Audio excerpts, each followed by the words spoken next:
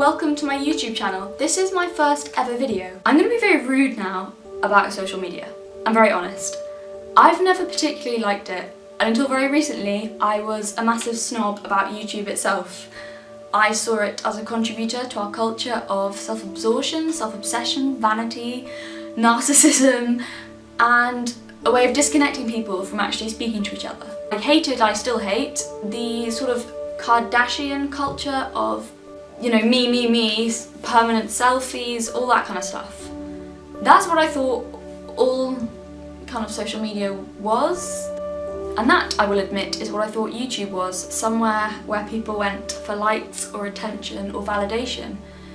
Which sounds awful, I know, but that was how I saw it until very recently.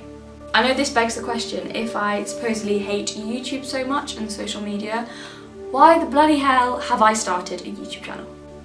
The answer to that is that I found people who actually have something to say. I discovered that YouTube there's some of that, there is a bit of that, I'll be honest, but not all of it. Most people on YouTube seem to be genuinely passionate about something, genuinely interested in something, and want to share their views and opinions with other people. I found people on YouTube who are doing it not as a vanity project, but for the genuine love of something. I love the fact that YouTube can be used for the exchange of information and ideas. I started YouTube because it seems that in this technological era, here is where ideas can be discussed most freely and easily. What I really like about it is that everyone has an opportunity to share their thoughts. You don't have to be educated, you don't have to work for a newspaper, you don't have to be rich, you don't have to be any of those things. I'm not the first person to say this, but all you need is an internet connection and an opinion and you can be heard. That's what I really like about it. It's a great equaliser of people. Much of what I will be doing on this channel will be my opinion, which, like any opinion, is open to being questioned and challenged.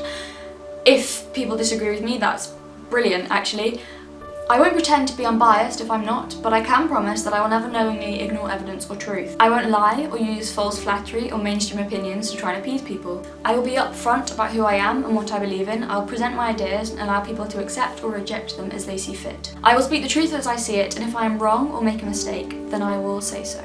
That's why, at risk of sounding like a pretentious twat, I chose the name The Authentic Observer. The Observer because observing is what I will be doing. I will be observing things, whether it be books, movies, ideas, and offering my opinions on them.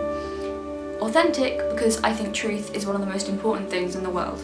I've never thought ignorance is bliss. I genuinely believe that the truth sets you free. Our world is infected with dishonesty. Governments lie, politicians lie, the media lies, people lie to each other. A lot of people are concerned with their image, a projection of who they would like to be seen as opposed to who they actually are. We don't say what we think out of fear of being laughed at or whatever else it might be. We're being poisoned with artificiality. As a culture, we're falling deeper and deeper into this insidious web of fake boobs, fake personalities, fake relationships, fake opinions, fake everything. And I really think it's time for people to start telling the truth. Don't get me wrong, the truth is scary.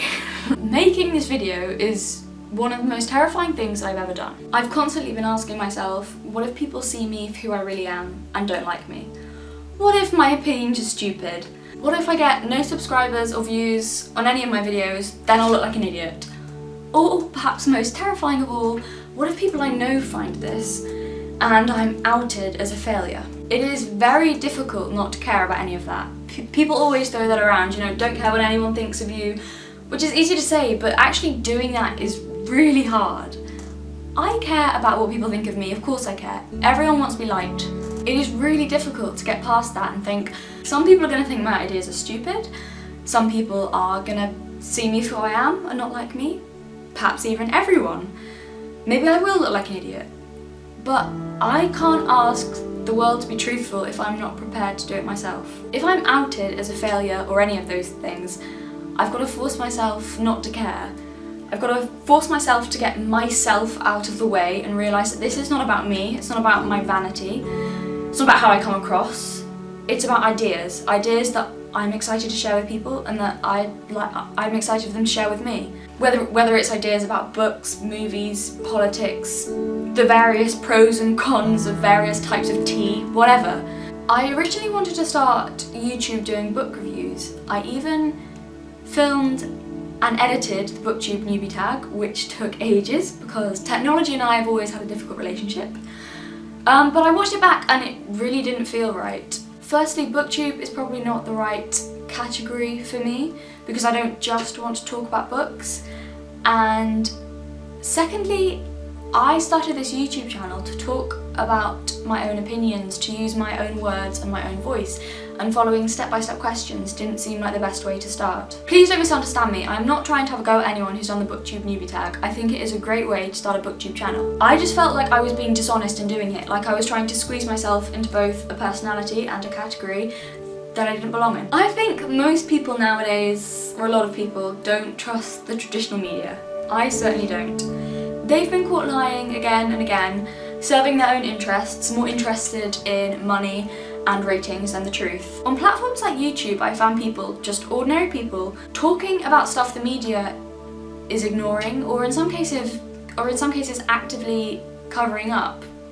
Jimmy Savile and the BBC is one perfect example of that.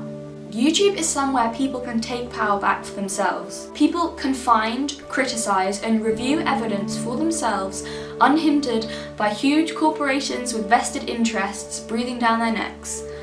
And they can come to their own conclusions about said evidence for themselves and then share it with other people. I'm not saying that this channel is going to be intense news stories where I'm going to expose and uncover governments and politicians and the media and stuff like that, although there are some brilliant channels that do that.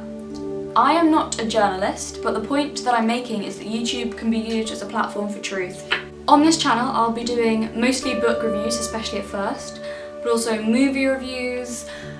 I'll be looking at different themes across genres, but also, well, I might dip a toe into the world of politics, perhaps. But basically just talking about ideas and talking about anything that interests me, and I really like to talk, so there should be a lot. This platform can and should be used by ordinary people to share and discuss opinions, views, ideas, information, passions and disagreements freely and openly. We should question everything: books, films, ideas, people. They all need to be questioned because that's how we find the truth. The truth is too important to hide it behind false flattery, laziness or fear of offending someone, because whatever you do anyway, someone is always offended. And also, when did it happen that offending people is seen as something terrible that needs to be prevented? I think being offended is good for us now and again. Steve Hughes, a comedian I really like, made a brilliant point when he said when you're offended, nothing happens. You don't get ill and die when you're offended, you're just offended. I think people, but I mean, this is kind of a little tangent. I think we're all grown-ups, we can all deal with it. Also, how dull if we were never tested or challenged or any of those things. If everything was easy and, rainbow land, I mean, that'd be nice, but I don't think we'd grow very much as people. I am under no delusions that I'm going to change the world by being honest about books, but I do want to be part of the antidote to our culture of pretending. Humanity has a tendency to behave like sheep on occasion, going along with ideas, books, movies, governments, not necessarily because they want to, but because everyone else is. That's a form of dishonesty, it's very dishonest. But I think we also have a great capacity for bravery and individuality and thinking for ourselves. I can't stress enough how important I think truth is. Social media does not have to be something we lie with, it doesn't have to be something we use to compare ourselves to other people, to try and one-up each other, to present ourselves or our lives as something we would like to be, as something we'd find in a magazine. Or social media can and is used instead as somewhere to exchange information, ideas, to just chat to people, to connect to people, etc. I think people are happier when they're telling the truth. I think people are happier when they're surrounded by truth. I think more and more people are doing that nowadays, are being more truthful. I hope that our society is making a move towards transparency and honesty, and I want to be part of it. Even if I'm just reviewing books, I would like to be part of it and tell the truth. Thank you.